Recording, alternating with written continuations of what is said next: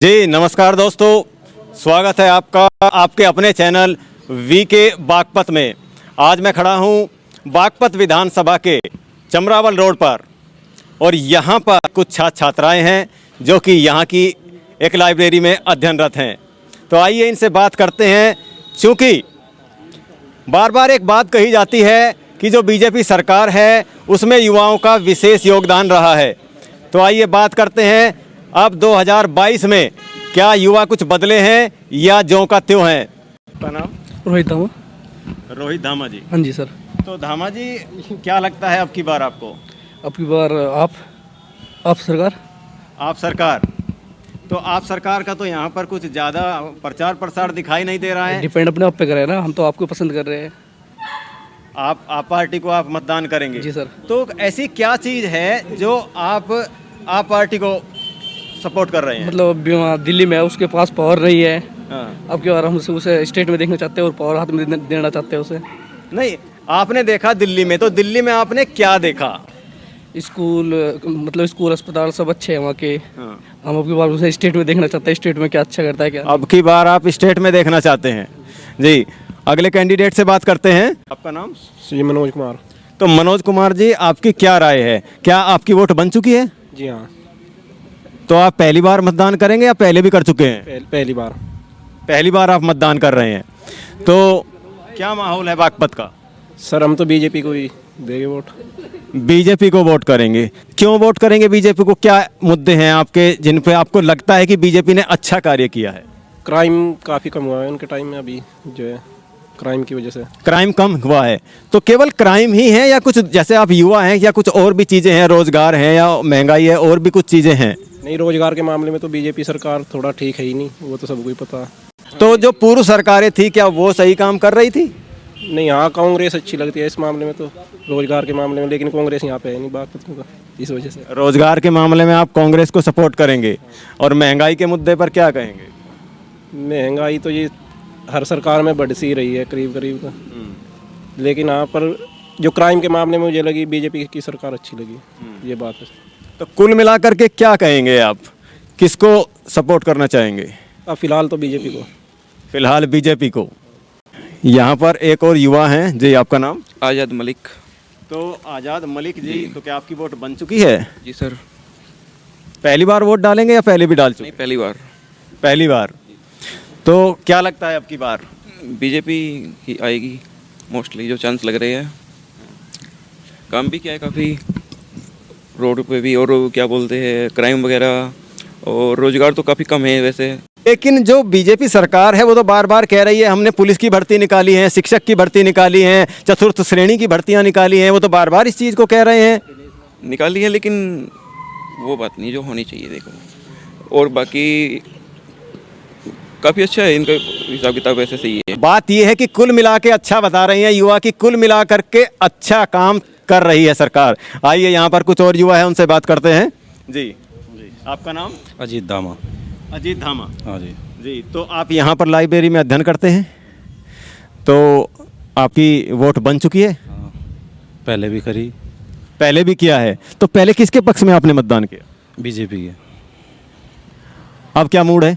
अब की बार भी बीजेपी है।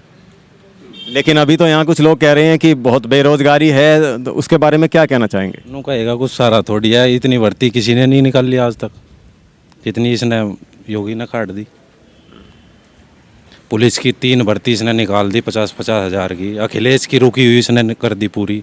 अखिलेश सरकार में जो रुकी हुई थी उसको भी पूरा किया है? उसको भी पूरा किया है, जो मेरिट बेस पाई थी 2015 में।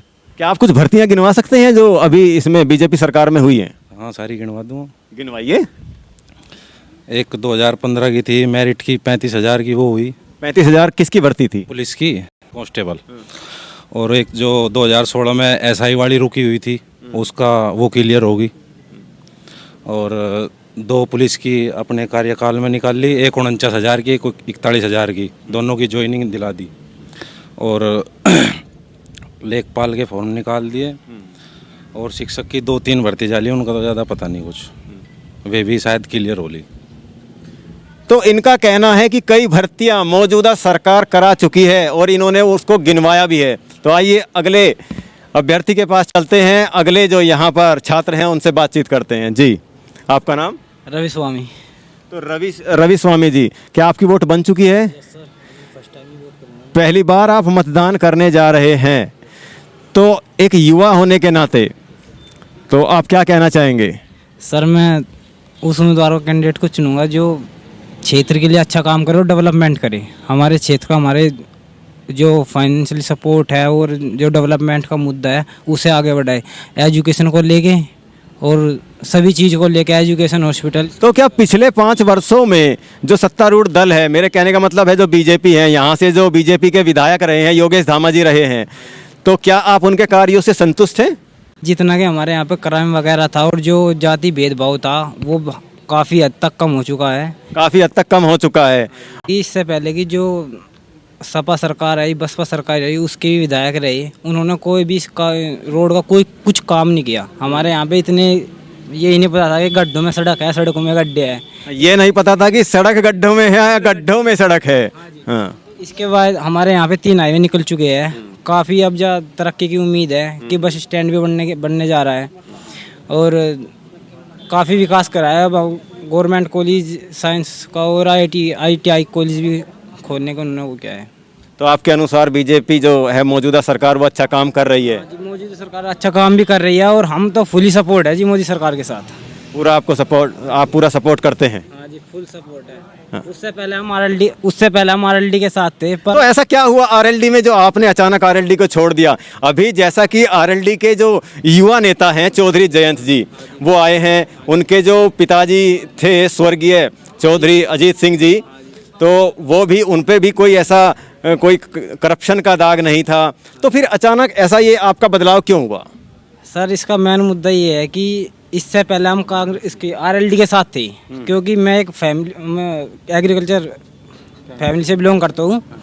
तो सर, इसका मुद्दा ये है कि जो पहले की सरकार थी ना, जो जयंत चौधरी, मतलब उनको वोट देते थे हम, उनको जाति भेदभाव का तरीका, और उसके बाद अजीत सिंह थी, वे कहते थे कि जिस पर सपा का झंडा उसमें बैठा गुंडा, और आज के टाइम में उसका लड़का सपा के साथ गठबंधन कर रहा है, तो हम उसे वोट किस उस पर दे दे जी। तो आपका कहने का मतलब ये है कि जो उनके पिताजी ने बात कही उस पर चौधरी जयंत सिंह जी नहीं चल रहे हैं, इसलिए आप चौधरी जयंत सिंह जी से खफा हैं? हाँ जी, हम इस बात से भी खफा है। और सब, फिर मैं ये बात याद दिलाऊंगा कि जो मुजफ्फरनगर का दंगा हुआ था, उस टाइम पे RLD से जो हमारे विधायक, मतलब कि जयंत चौधरी भी, अजीत सिंह जी, ये कहाँ पे चले गए थे, जो उस टाइम पे वहाँ पे नहीं मौजूद थे? उस समय तो बताया गया था, चौधरी अजीत सिंह ने कहा था कि ये मेरी गाड़ी को रोक लिया गया, मुझे जाने नहीं दिया गया, इस तरह की बातें आई थी। जी, गाड़ी की रोकने की है तो सब कहने वाली बात है कि जब जज यहाँ पे वो हुआ वोट बैंक के चक्कर थे, फिर जयंत चौधरी वहाँ पे कैसे चला गया वहाँ पे? ना गाड़ी रोक ली थी, यदि रोक ली थी, ये तो जब कहने वाली बात है कि हम तो जी खुले बीजेपी के सपोर्टर है और बीजेपी आओगी। तो ये अभी आपने सुना, यहाँ पर ये छात्र हैं, इनका कहना है कि बीजेपी ने लगातार विकास किया है। जो यहाँ पर वर्तमान सरकार के जो बीजेपी विधायक हैं योगेश धामा जी, उन्होंने अच्छा कार्य किया है, उससे ये संतुष्ट हैं। लेकिन दूसरी तरफ यहाँ पर ये चौधरी जयंत सिंह जी से नाराज़ हैं और इनका कहना है कि जो उनके पिताजी थे, जो उन्होंने बात कही, उन्होंने उसी बात को नहीं रखा, यानी वो विरोधी खेमे में चले गए। आइए, कुछ और छात्र यहाँ पर बैठे हैं, आइए उनसे बात करते हैं। अभी विधानसभा चुनाव 2022 आ गया है जी, और आप युवा हैं।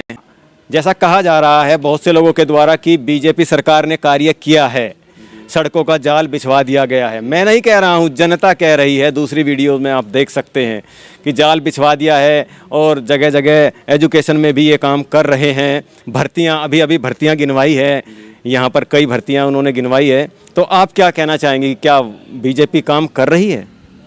सर, कानून व्यवस्था और जो रोड का है ये तो काम हुआ अच्छा, लेकिन जो रोजगार है उसमें इतना रोजगार नहीं दिया।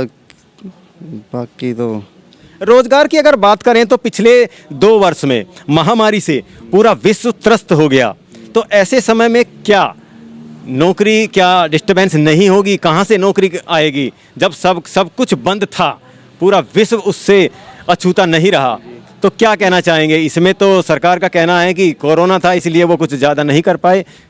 जब कोरोना महामारी में इलेक्शन हो सकते हैं तो रोजगार एग्ज़ाम भी हो ही सकते हैं। कोरोना महामारी में इलेक्शन कहाँ हुए इलेक्शन? वेस्ट बंगाल में हुए थे। वेरिएंट फैल रहा है और अभी पांच राज्य में इलेक्शंस आ रहे हैं, लेकिन वैकेंसी एग्ज़ाम नहीं करा सकते। एग्ज़ाम के टाइम पे इन्हें महामारी का बहाना मिल जाए, मतलब जो भी सरकार है महामारी का बहाना मिल जाए, एग्ज़ाम नहीं करवाते। यानी कि अगर पूरे देश की डेमोक्रेसी का कि जितनी 130 करोड़ जनसंख्या है इस देश की, और कोई इलेक्शन होंगे तो उसका 2 महीने में रिजल्ट देना है। लेकिन अगर वह बात किसी भर्ती प्रक्रिया की हो तो उसे 5 पंचवर्षीय योजना बना दें। तो मतलब अपना जो इनका फ़ायदा हो है जिसमें इन्हें इलेक्शन कराने हो, वो तो महामारी आए कुछ ही आए कुछ भी हो उस वक्त पर कराना। लेकिन बात अगर युवा की है, उन्हें रोज़गार देने की है, तो वहाँ पे महामारी भी अड़ेगी। इनके पास फिर स्रोत नहीं होंगे, नए बहाने प्रेशर होगा। अब एनटीपीसी एग्ज़ाम देख लो, मार्च 2019 की में नोटिफिकेशन आया था, उसका CBT 1 का रिजल्ट अब मिला है और अब भी बहुत ही ज़्यादा धांधलेबाजी है उसमें। उसका जो है रिजल्ट पे बच्चे नाखुश हैं, बहुत सारे टीचर आपने और उसके अभी आपके साथी थे यहाँ पर, उन्होंने गिनाया है कई भर्तियाँ मौजूदा सरकार ने की है, तो उन्होंने तो कई भर्तियाँ गिनाई है। ये तो नहीं कह रहा ना मेरा नंबर नहीं, मैं ये कह रहा हूँ कि जो भर्तियाँ हैं उन्हें समय से पूरी कराएं। भर्तियाँ समय से पूरी होनी चाहिए। अब ये एक भर्ती मिनिमम 1 साल में पूरी हो जाए, पंचवर्षीय योजना बना रखी भर्तियों की। आपका कहना है कि भर्ती बहुत लंबी खींच दी जाती है, जिससे अभ्यर्थी को परेशानियों का सामना करना पड़ता है। जी, तो ये आपने सुना युवाओं को। कुछ युवाओं ने कहा कि हम संतुष्ट हैं, बार बार भर्तियां आ रही हैं, शिक्षक की भर्तियां आ रही हैं और पुलिस विभाग में भर्तियां आ रही हैं। वहीं दूसरी तरफ ऐसे भी छात्र हैं जो खासे खफा हैं सरकार की नीतियों से, और उनका कहना है कि एक भर्ती पंचवर्षीय योजना की तरह आती है। एक बार फॉर्म भर देते हैं तो 5-5, 6-6 साल वो लटकती रहती है, झूलती रहती है।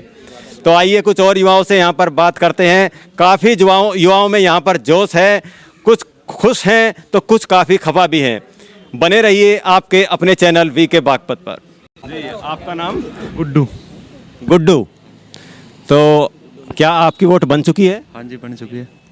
क्या इससे पहले भी आपने मतदान किया था? ना, मैंने नहीं किया जी, पहली बार कर रहा हूँ। पहली बार आप मतदान कर रहे हैं, तो आप किस नौकरी की तैयारी कर रहे हैं? जैसा कि आप यहाँ लाइब्रेरी में आए हुए हैं, किस नौकरी की तैयारी आप कर रहे हैं? पुलिस भर्ती की।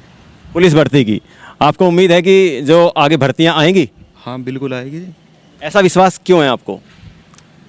बता रहे हैं ना, नोटिस भी आया, 25,000 वैकेंसी आएगी यूपी पुलिस की दोबारा से।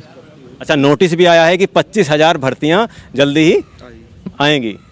जी, तो क्या कहना चाहेंगे आप? जैसा कि अभी 10 तारीख में बागपत विधानसभा में मतदान है, तो उसके बारे में क्या कहना चाहेंगे आप? क्या आप सरकार की नीतियों से खुश हैं? या क्योंकि एक बात बार बार कही जाती है कि जो बीजेपी है उसको युवाओं का सपोर्ट रहा है, और ये युवा ही थे जो बीजेपी को सत्ता में लाए, ऐसा कहा जाता है। तो क्या ये बात सच है? हाँ, बिल्कुल सच है, लेकिन भाई इस बार हम नहीं चाहते बीजेपी आवे, सपा की सरकार बने। आपने कहा कि इस बार आप नहीं चाहते कि सरकार बने, या आप कह रहे हैं कि आप साथ में नहीं हैं और आप युवा हैं, तो ऐसा क्यों? ऐसा क्या 5 साल में बदल गया? बीजेपी ने ऐसा क्या कर दिया जो पहले आप साथ थे और अब आप साथ नहीं हैं? भाई ये तो मैं नहीं कह रहा कि बीजेपी ने काम नहीं करा, वो तो हर सरकार का फ़र्ज़ है कि काम करना, हर सरकार का फ़र्ज़ है कि भर्ती निकालना। लेकिन इन्हें एक मौका मिलेगा, 5 साल दे दिए और के 50 साल राज करेंगे बस। नहीं तो 5 वर्ष दे दिए, तो इसका आप कह रहे हैं सत्ता परिवर्तन आप कह रहे हैं, तो ऐसी क्या गलती हो गई बीजेपी से जो अब आप चाहते हैं कि बदलाव हो? भाई ये इनसे और बेहतर काम करेंगे, एक मौका उन्हें मिलना चाहिए सपा को। 5 साल राज करके बहुत है। किसको मौका देंगे? सपा को, अखिलेश यादव को। सपा जी, सपा सरकार को। अच्छा, तो कांग्रेस को क्यों नहीं? कांग्रेस का कहाँ है जी, कांग्रेस तो ख़त्म है। और आप सरकार आ रही है यहाँ पे स्टेट में, जो नवीन गुज्जर हैं वो यहाँ से उम्मीदवार हैं, उनके बारे में क्या कहेंगे? कुछ नहीं, मतलब उनमें कोई योग्यता या कोई आपको ऐसी बात नहीं लगती? नहीं, फिलहाल तो नहीं लगती। अखिलेश यादव जी में ऐसा क्या है? बस यही है, मैं ये नहीं कह रहा ना, मैं बीजेपी की कोई बुराई कर रहा, हालांकि ठीक है उन्होंने काम करा, बस हम तो ये चाह रहे सत्ता परिवर्तन हो। सत्ता परिवर्तन। तो यहाँ पर इनका कहना है कि काम तो ठीक ठाक ही किया है। इन्होंने दबी आवाज़ में ये स्वीकार किया है कि काम ठीक ठाक किया है, लेकिन सत्ता परिवर्तन जरूरी है ताकि सरकारें निरंकुश ना हो। ये एक भय युवाओं के अंदर बना रहता है कि जो वर्तमान सरकार है वो पता नहीं इसी प्रकार से काम कर पाएगी या बदल जाएगी। इसी वजह से कुछ युवा इस सोच के भी हैं कि सत्ता परिवर्तन होना चाहिए। आइए यहाँ पर कुछ और लोग हैं, उनसे बातचीत करते हैं। नाम अजय है और मैं कस्बे से बागपत का निवासी हूँ। तो आप यहाँ पर जैसा कि लाइब्रेरी में आए हुए हैं, तो किस की तैयारी कर रहे हैं, किस भर्ती की तैयारी आप कर रहे हैं? मैं डीएसएसबी की तैयारी कर रहा हूँ। डीएसएसबी की तैयारी कर रहे हैं। तो क्या इससे पहले भी आपने मतदान किया है? हाँ जी, 2 बार कर चुका हूँ, केंद्र सरकार की और बीजेपी स्टेट सरकार की। दोनों बार मैंने बीजेपी को वोट दिया है। तो इस बार क्या रुझान है? अब की बार भी योगी बाबा जी आएंगे। तो लेकिन यहाँ तो सत्ता परिवर्तन की बात कर रहे हैं। कुछ युवा कह रहे हैं कि पंचवर्षीय योजना की तरह भर्ती आती है, फॉर्म भरते हैं, 5-5 वर्ष लटक जाती है भर्ती। उसके बारे में क्या कहना चाहेंगे? ये सबकी अपनी अपनी इच्छा की बात है, कौन किसको सपोर्ट करे। नहीं, वो तो अपनी दलील भी दे रहे हैं कि एक भर्ती आती है, 5 साल झूलती है, इस प्रकार की उन्होंने बात कही है और कहीं ना कहीं वो उस बात को लेकर के अपना तर्क भी पेश कर रहे हैं। तो क्या ऐसा नहीं है? वो टाइम तो थोड़ा सा कोरोना की वजह से लग रहा है, नहीं तो वो 2 साल में 2 भर्तियाँ क्लियर हो जाती हैं। एक तो 69,000 की वैकेंसी आई थी जो टीचिंग की थी, वो सारी क्लियर हो गई, और 49,000 की एक बार भर्ती निकाल ली पुलिस की, तो वो क्लियर हो गई है। थोड़ा टाइम तो लग रहा है, कोरोना चल रहा है तो इस वजह से टाइम लग रहा है, लेकिन अगली भर्ती में क्या पता जल्दी स्पीड से काम करे। कोरोना ख़त्म हो जाएगा फिर स्पीड से काम पकड़ेगा, ये चीज़। तो यहाँ पर एक नई बात सुनने को मिली है कि कोरोना को भी जिम्मेदार ठहराया जा रहा है। अगर कोई भर्ती में लेट लतीफ़ी हो रही है तो उसके लिए जो कोरोना महामारी है वहाँ पर उसका भी जिक्र आया है, नहीं तो भर्ती जल्दी ही पूरी कर ली जाती। यानी कि आप सुन सकते हैं कि अलग अलग छात्र की, अलग अलग अभ्यर्थी की अलग अलग राय है, लेकिन कहीं ना कहीं जो एक बात कॉमन सुनने में आ रही है वो आ रही है कि कुल मिलाकर के सरकार ठीक काम कर रही है।